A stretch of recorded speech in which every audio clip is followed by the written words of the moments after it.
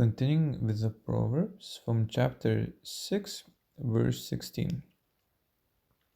These six things does the Lord hate. Ye seven are an abomination unto him: a proud look, a lying tongue, and the hands that shed innocent blood, and a heart that devise wicked imaginations, feet that be swift in running to mischief, a false witness that speak lies, and he that sows discord among the brethren. So this shows clearly, like what the Lord sees as abomination, or really that he hates, and the seventh is called even abomination, so it's even worse. So first things is like really bad that he hates, but seventh is like he just, it's just abomination.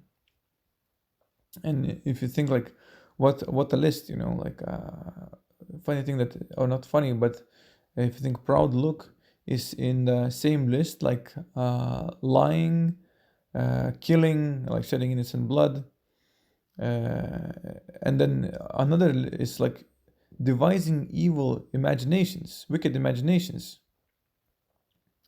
and then false witness. So it's like speaking falsely, false information to cause wrong impressions on things, and sowing discord among the brethren. Man, as you think about gossip, so God puts gossip as a seventh thing that's complete abomination, because the gossip sows discord. So man, if you think about, that's worse than killing in the God's eyes. that's strong stuff. And how much we engage in that kind of wrong things. If you think about proud look is almost embraced in the society right now, and it's just awful. In God's eyes, it's just terrible thing.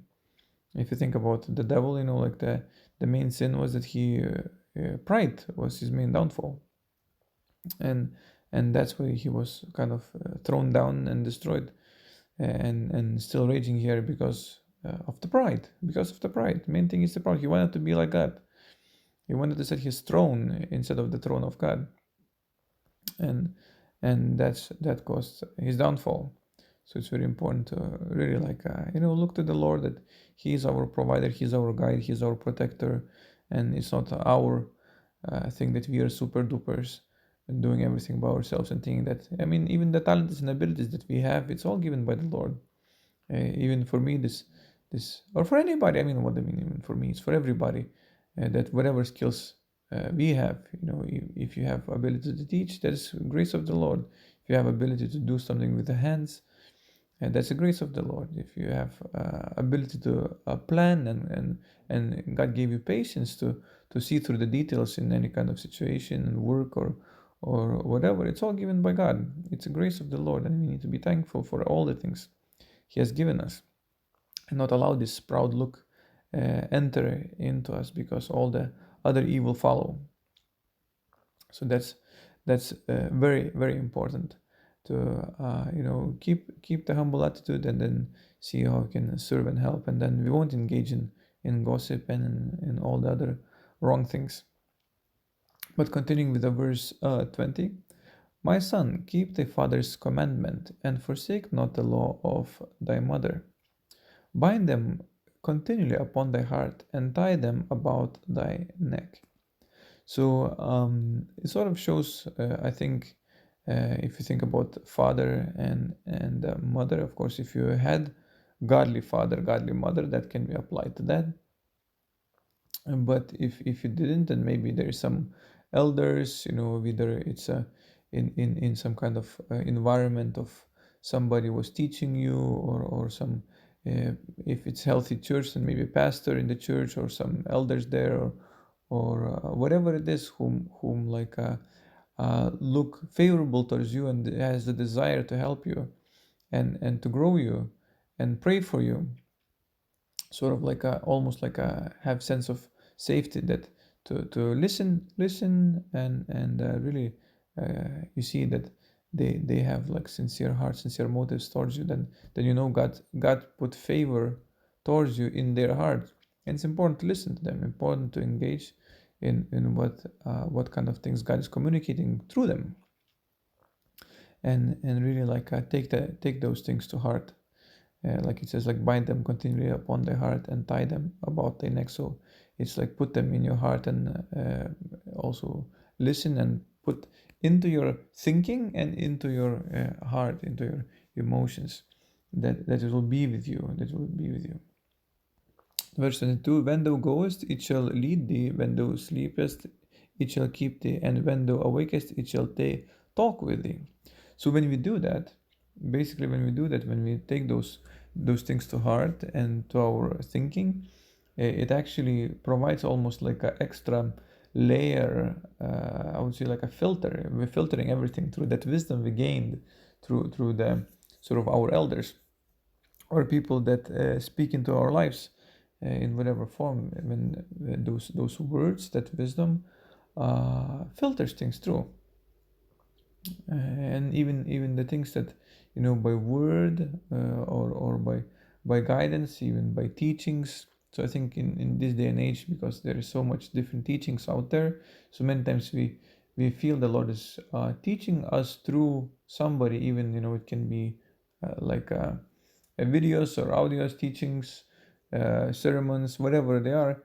God uses that, and that also can be taken to heart, and that will help us to be guided. Holy Spirit will remind and guide us through those things, and it will help us in life greatly to not to stumble and walk in a life, and see great things expanding and not faltering over and over again over same things without even realizing it. Verse 23, for the commandment is a lamp, and the law is light, and reproof of instruction are the way of life. To keep thee from the evil woman, from the flattery of the tongue of a strange woman. Lust not after her beauty in thy heart, neither let her take thee with her eyelids. For by means of whorish woman a man is brought to piece of bread, and the adultress will hunt for the precious life. Can a man take fire in his bosom, and his clothes not be burned? Can one go upon hot coals, and his feet not be burned? So he that goes into his neighbor's wife, whosoever touches her, shall not be innocent.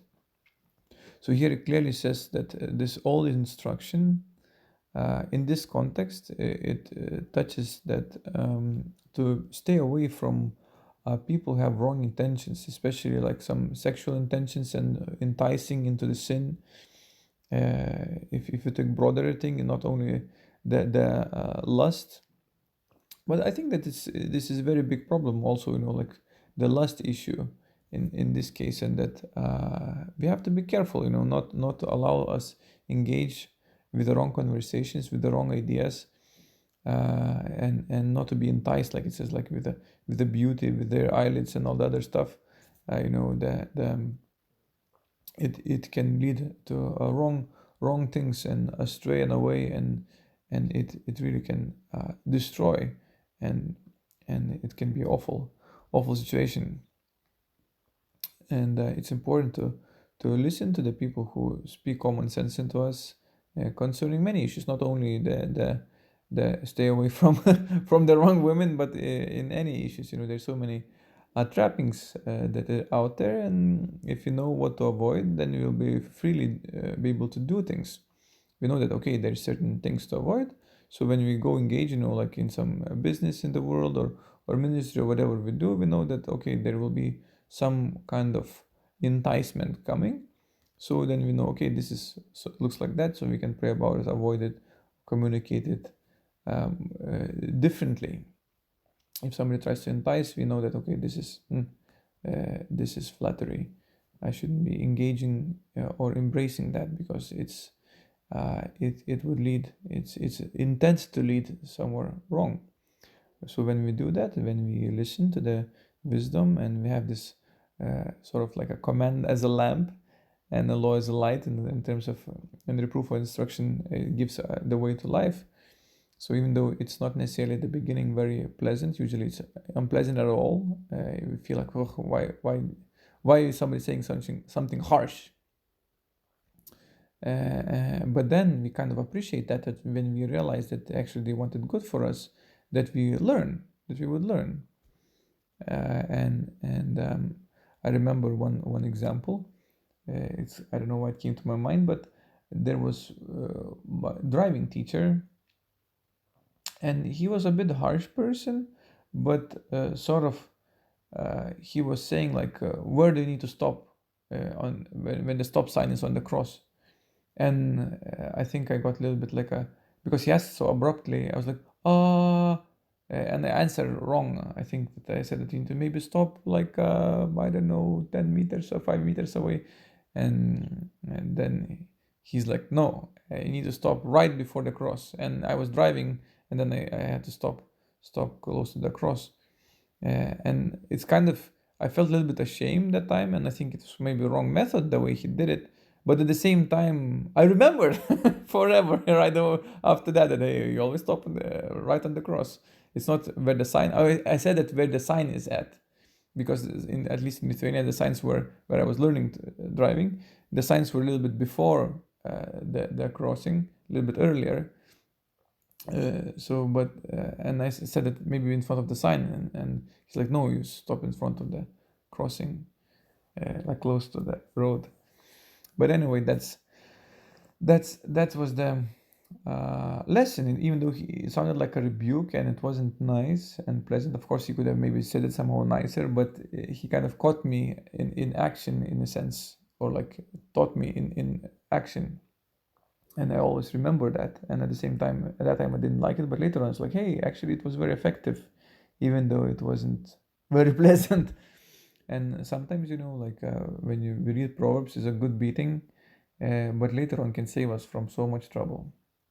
So I think that's why engaging in learning this, engaging in going through it, that we would learn what the Lord wants to teach us from here, that whenever we come in the enticing situations, we would know what to do and how to avoid, and how to deal with any situation in correct way. So this is what I want to share with you today, and God bless you.